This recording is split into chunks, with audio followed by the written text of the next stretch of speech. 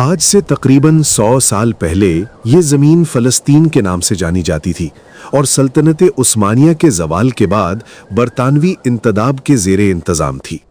سال 1920 کی دہائی میں اس خطے کا نقشہ آج کے اسرائیل سے بالکل مختلف تھا، جہاں عرب، یہودی اور مسیحی آبادیاں صدیوں سے ایک ساتھ رہتی آئی تھیں۔ یافا کی بندرگاہ اس دور کا سب سے مصروف تجارتی مرکز تھی، جہاں بحری جہاز دور دور سے مال لے کر آتے تھے۔ یافا کی گلیاں پتھر سے بنی تھیں اور ان میں صبح سویرے سے ہی تاجروں اور مزدوروں کی آمد و رفت شروع ہو جاتی تھی۔ بیت المقدس یعنی القدس اس پورے خطے کا روحانی دل تھا اور تینوں آسمانی مذاہب کے لاکھوں عقیدت مندوں کا مرکز تھا۔ قدس کی پرانی فصیل آج بھی اسی طرح کھڑی تھی اور اس کے دروازوں سے صبح کی اذان اور گرجے کی گھنٹیاں ایک ساتھ سنائی دیتی تھیں۔ شہر کے بازاروں میں عربی، عبرانی اور انگریزی زبانوں کی آوازیں ملی جلتی تھیں، جو اس خطے کی بہت پرانی کثیر تہذیبی روایت کی گواہی دیتی تھیں۔ حائفہ ایک چھوٹا مگر تیزی سے پھیلتا ہوا ساحلی شہر تھا، جہاں بندرگاہ کی توسیع اور صنعتی سرگرمیاں زور پکڑ رہی تھیں۔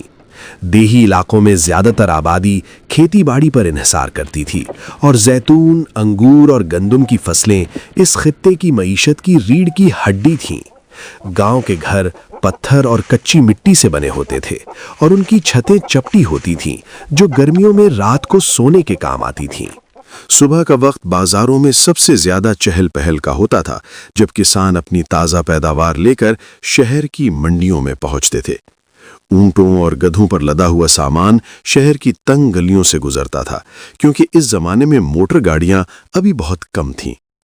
برطانوی انتداب کے دوران سڑکوں اور ریلوے لائنوں کی تعمیر شروع ہوئی، جس نے شہروں کے درمیان رابطے کو پہلی بار منظم شکل دی۔ یافا اور القدس کے درمیان ریلوے لائن 1892 میں بچھائی جا چکی تھی اور یہ خطے کی پہلی ریل گاڑی تھی جو لوگوں کو حیران کرتی تھی۔ بازاروں میں مسالے، کپڑے، مٹی کے برتن اور دستکاری کا سامان فروخت ہوتا تھا اور دکاندار بلند آواز سے گاہکوں کو بلاتے تھے۔ عرب گھرانوں میں مہمان نوازی کی روایت بہت گہری تھی اور کسی بھی مہمان کو چائے اور کھانے کے بغیر واپس نہیں جانے دیا جاتا تھا۔ خواتین گھروں میں روزمرہ کے کام کے ساتھ ساتھ کپڑے بنتی تھیں اور ہاتھ سے کڑھائی کیے ہوئے لباس پہنتی تھیں۔ مرد شہروں میں دکاندار، درزی، لوہار اور معمار کے طور پر کام کرتے تھے اور پیشے نسل در نسل منتقل ہوتے تھے۔ یہودی آبادی کے نئے محلے تل ابیب کی بنیاد 1909 میں رکھی گئی تھی اور یہ یافا کے شمال میں ریت کے ٹیلوں پر آباد ہونا شروع ہوا تھا۔ تل ابیب کی نئی عمارتیں یورپی طرز تعمیر میں بن رہی تھیں، جو پرانے عرب شہروں کی طرز تعمیر سے بالکل مختلف نظر آتی تھیں۔ اسکول اور مدارس اس دور میں معاشرے کی بنیادی تعلیمی ضروریات پوری کرتے تھے اور زیادہ تر مذہبی اداروں سے وابستہ تھے۔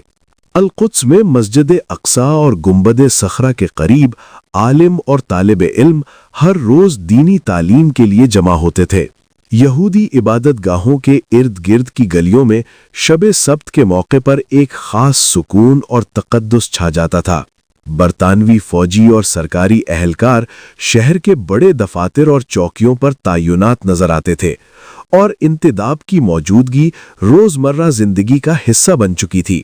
بحرائے روم کے ساحل پر ماہی گیر صبح اندھیرے میں اپنی کشتیاں لے کر نکل جاتے تھے اور دوپہر تک واپس آ جاتے تھے۔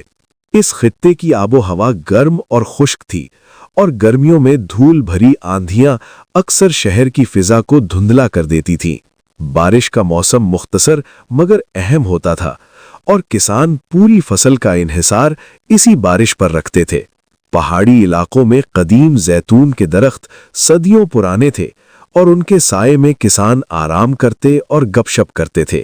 یہودی تارکین وطن جو یورپ سے آ رہے تھے، وہ اپنے ساتھ نئی زبانیں، نئے خیالات اور نئی امیدیں لے کر آتے تھے۔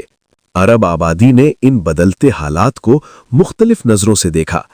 کچھ نے تجارتی موقع جانا اور کچھ نے تشویش محسوس کی۔ اس سارے دور میں زمین کی خرید و فروخت بڑھ رہی تھی اور یہ سودے مستقبل کی بڑی تبدیلیوں کی بنیاد بن رہے تھے۔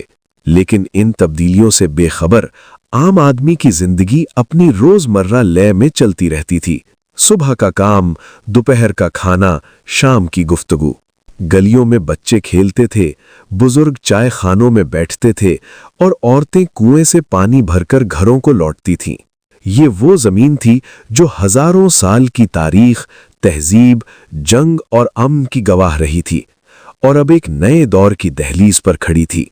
100 साल पहले की ये तस्वीर आज के इसराइल और फलस्तीन दोनों की मुश्तरका तारीख का हिस्सा है, एक ऐसी तारीख जो आज भी जिंदा है।